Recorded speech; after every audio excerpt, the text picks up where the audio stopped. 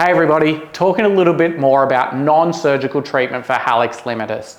Really a big one here is footwear. Good structured footwear to put patients back onto that first ray, doing a high gear propulsion so that they're moving through dorsiflexion of the first metatarsophalangeal joint, the big toe joint, and making sure that they're comfortable there.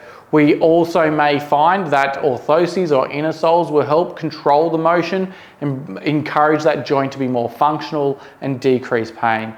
When it's getting a little bit worse, we may be looking at blocking that joint, but at this stage at Hallux Limitus, I'm really all about that arch support and then dropping that first MTBJ into a position where it's going to be better able to undertake that dorsiflexion that we're looking for as part of our normal movement.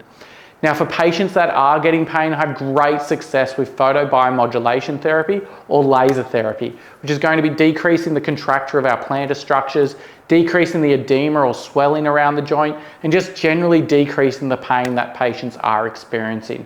It's a really good option. I've also found that Prolotherapy or 5% dextrose injections really help to desensitize some of those localized nerves, allowing our patients to be able to get back into their activity and start undertaking their normal motion in conjunction with some of our other therapies that we put into place. Of course, encouraging that big toe motion through strengthening and stretching is a really good option, potentially distracting the joint and pulling it up into that dorsiflexion to maintain that motion.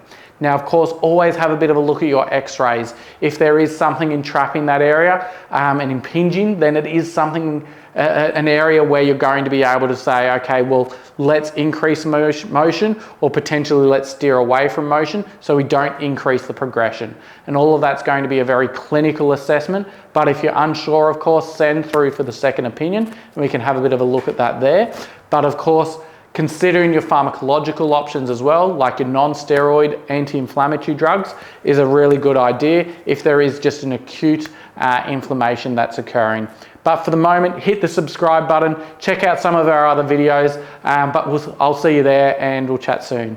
Cheers.